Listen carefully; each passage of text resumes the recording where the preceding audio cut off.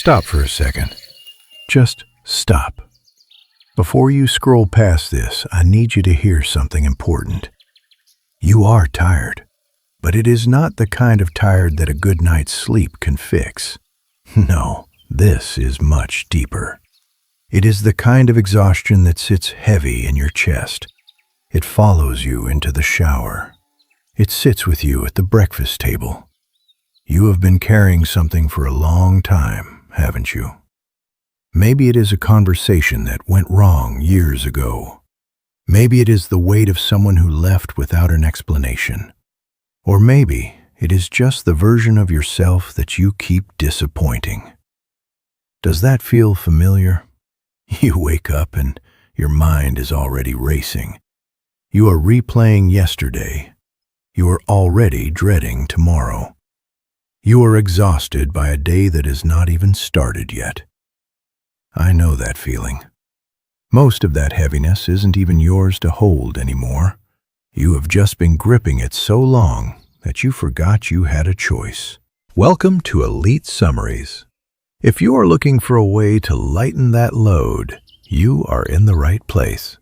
Please consider subscribing if you want more deep dives into the art of living well. Today we are talking about something we all struggle with.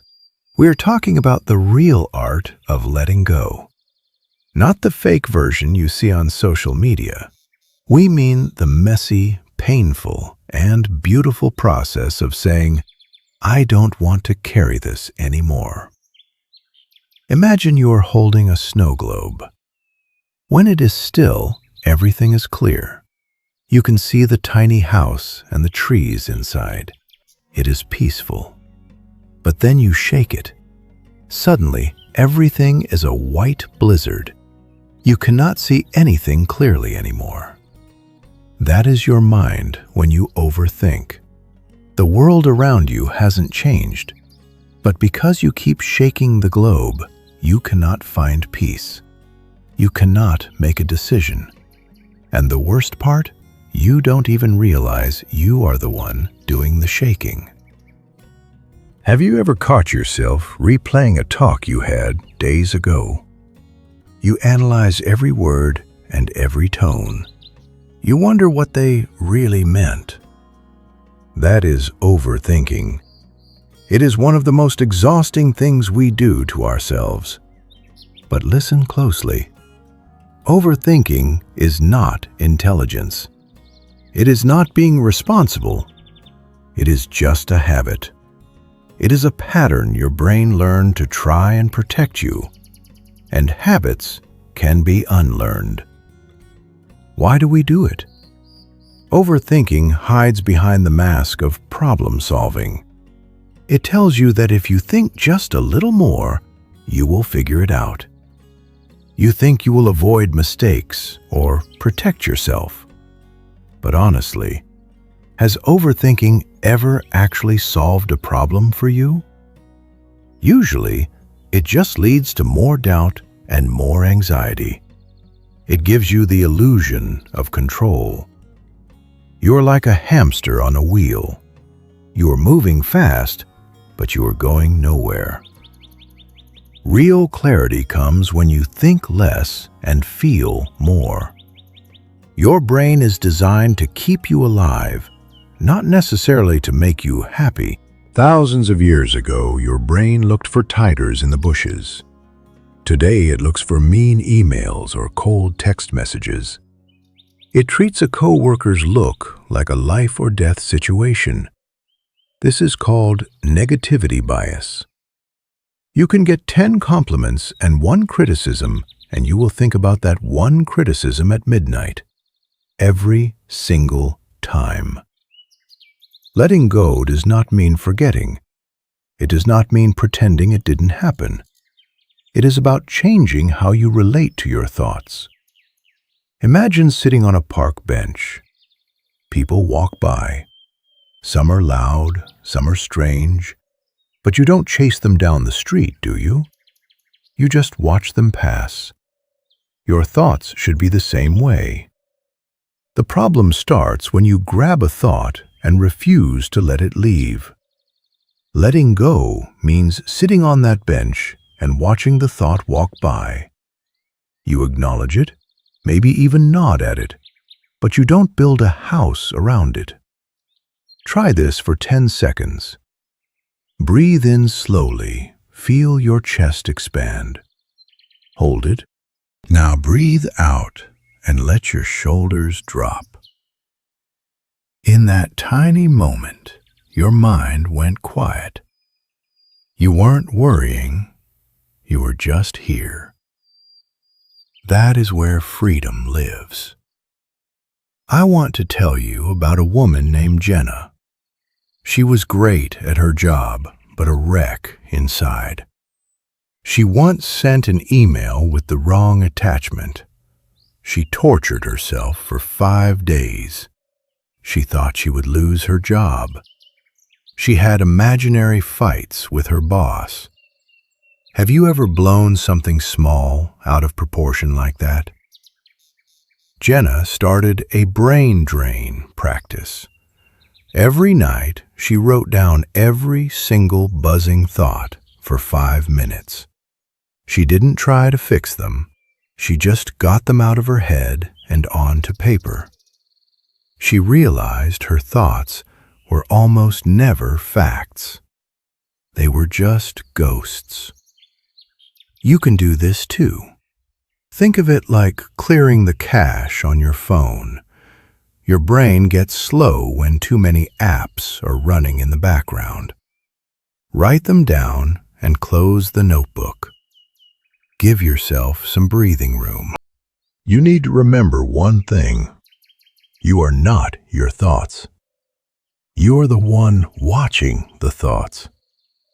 You are the awareness behind them. You don't have to figure everything out right now. You are already enough. You have survived every single one of your worst days so far. That counts for a lot. Now, let's talk about that voice inside your head. If a friend followed you around and said the things you say to yourself, would you keep them in your life? You're not good enough. You're going to mess up. If a stranger said those things, you would walk away. But when it's your own voice, you absorb it as the truth. We have about 60,000 thoughts a day.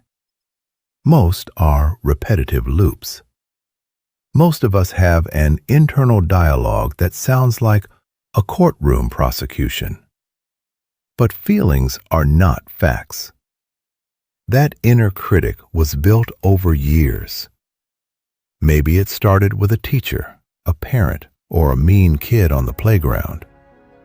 It is just an untreated wound. Instead of judging yourself, try being curious.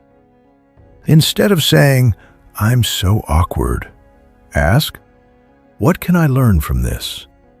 Curiosity opens doors. Judgment slams them shut. There was a guy named Adrian who was terrified of sounding stupid. His inner critic sounded like his father. He decided to give that voice a name. He called it the judge. When the negative thoughts started, he would say, "Oh, the judge is back. Thanks for the input, but I'm doing this anyway." It sounds silly, but it works. Give your critic a name. Call it Negative Nancy or Worried Winston. This creates distance. It reminds you that the thought is not you. You can acknowledge the voice without obeying it. Every night, write down 3 small things you did well. I was patient. I made a healthy lunch. Treat yourself with the same kindness you give to others. You are still learning, and that is okay. Many of us are stuck in the perfection trap. We think our value is tied to our performance, but perfection isn't real. It's a moving target. Letting go of the critic means embracing progress over perfection. Your mistakes don't make you broken. They make you brave because you tried. Your brain is always listening. If you tell yourself you aren't enough, your brain will find evidence to prove it. But if you speak with compassion, your brain will start to notice what is going right. Have you ever had a day where everything annoys you? Someone cuts you off in traffic and you are furious for an hour. It's usually not about the traffic. It's about emotional baggage. Imagine wearing a jacket with deep pockets. Every time you are hurt or betrayed, a stone gets dropped in a pocket. Over the years, the jacket gets heavy. Your shoulders ache.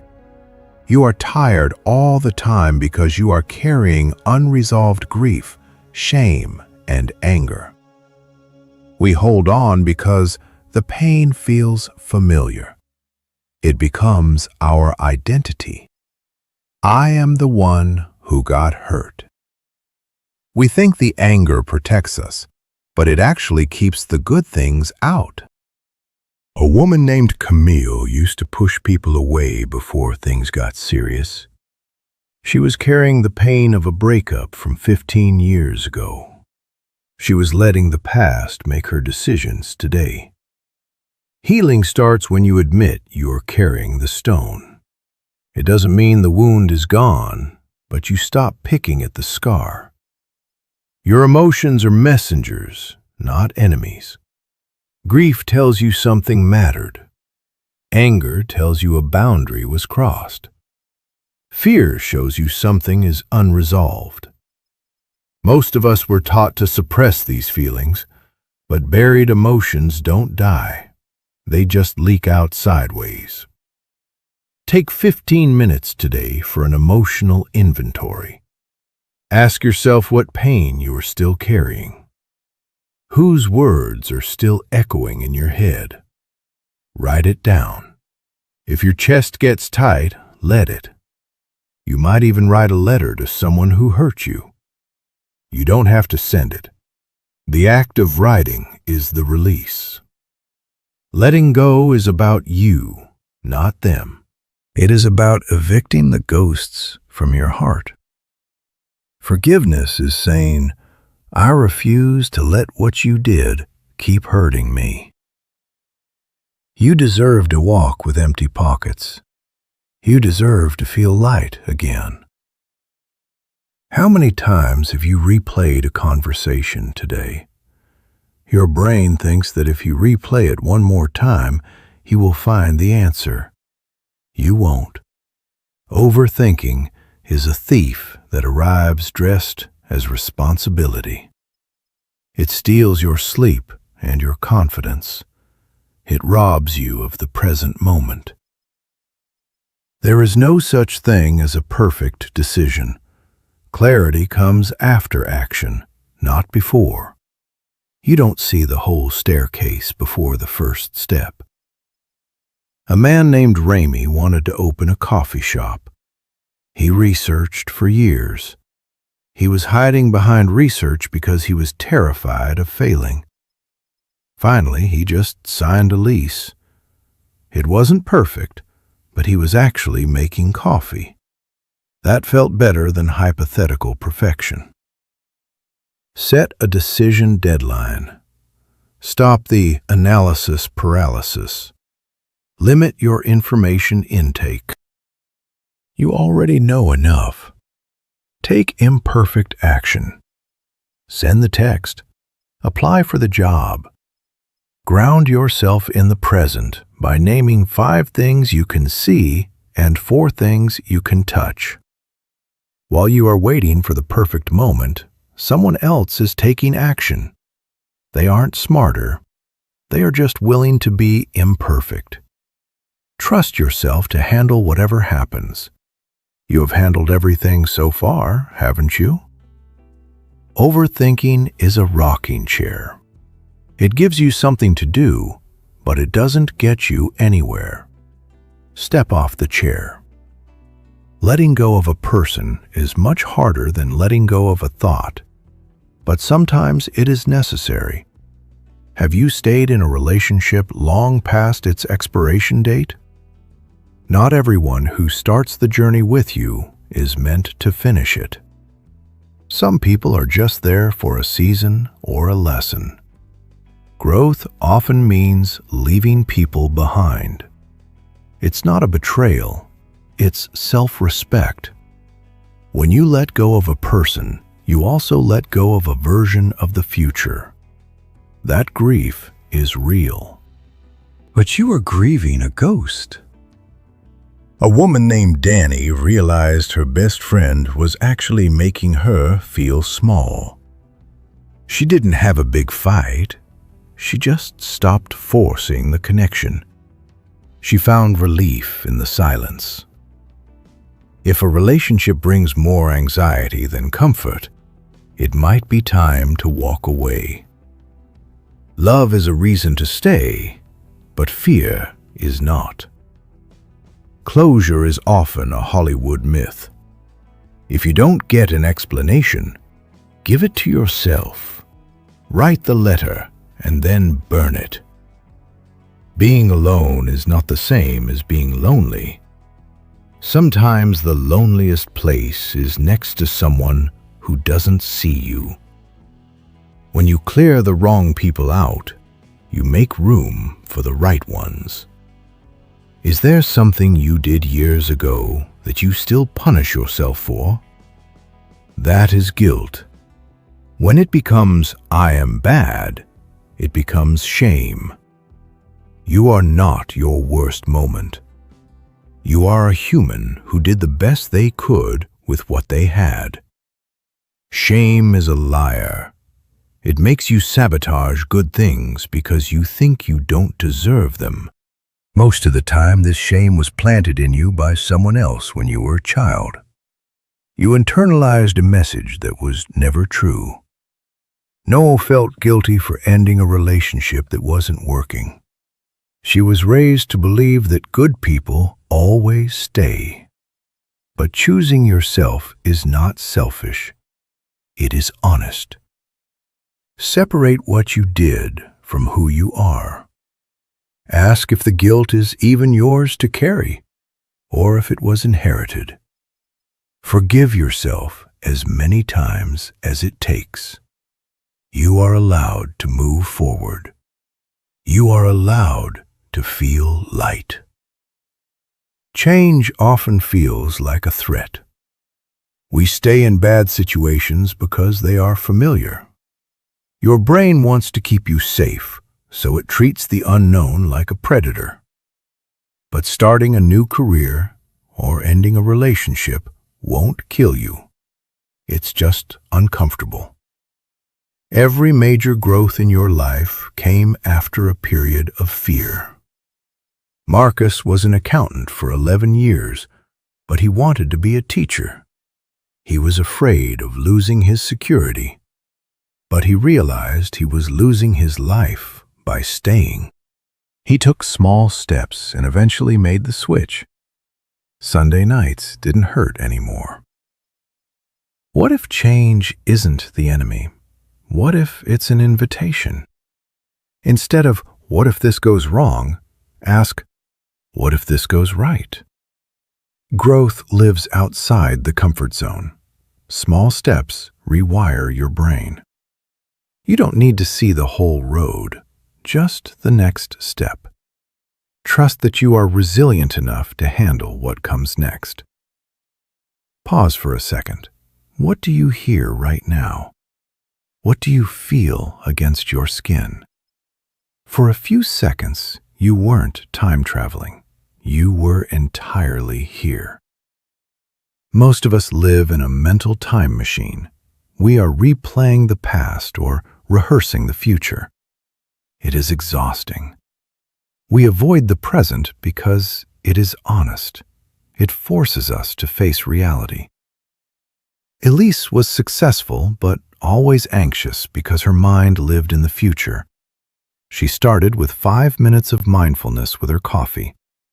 She started noticing the birds and the sunlight. She realized that ordinary moments are where life actually happens. Anxiety needs the future to survive. When you are present, anxiety loses its stage.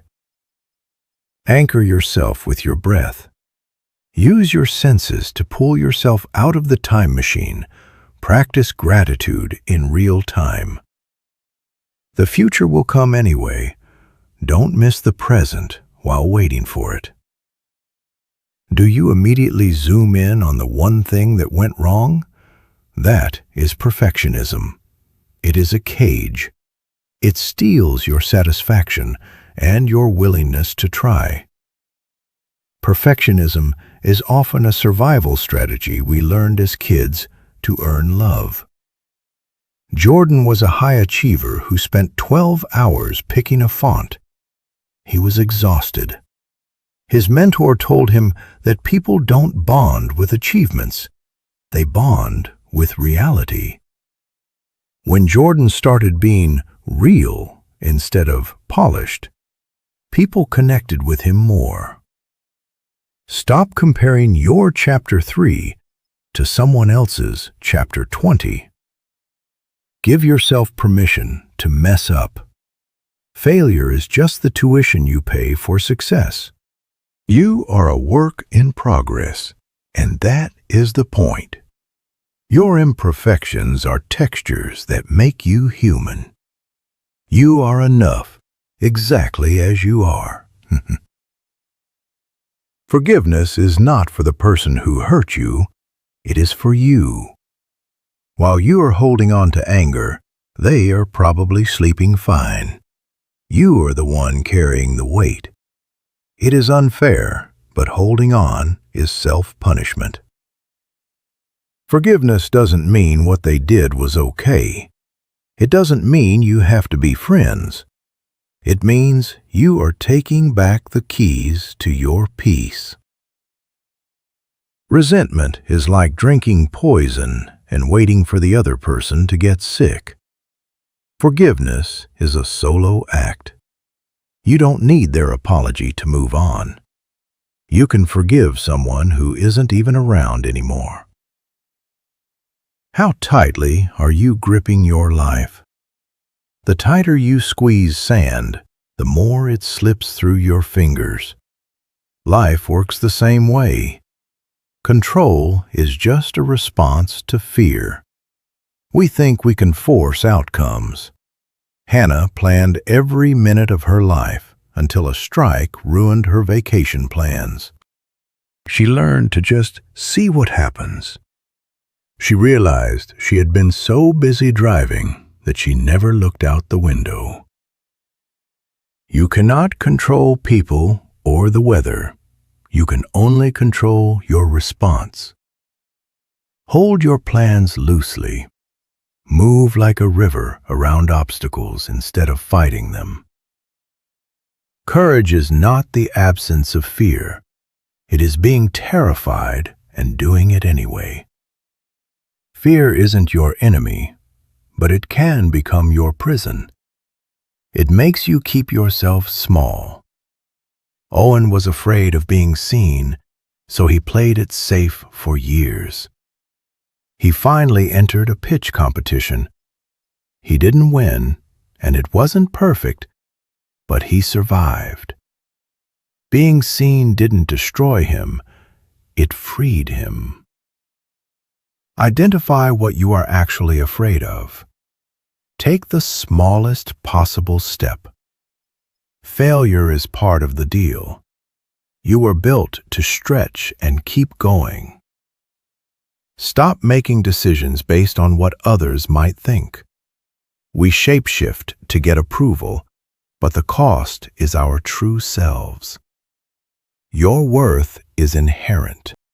You don't need a standing ovation to validate your existence. There is a version of you that doesn't exist anymore. Don't introduce yourself through your old wounds. You don't owe your old story any loyalty. Self-doubt asks, "But what if I can't?" Answer it with, "Then I'll learn." You have a 100% success rate of surviving your hard days. Trust the person you are becoming. Letting go is a daily practice. Some days will be hard. Just keep choosing yourself. You deserve to wake up without weight on your chest. You deserve to laugh deeply. Take one more breath. As you exhale, let something go. You don't have to name it. Just release it.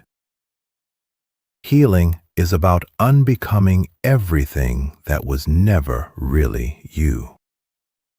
Stay present. Stay free. You were never meant to carry it all.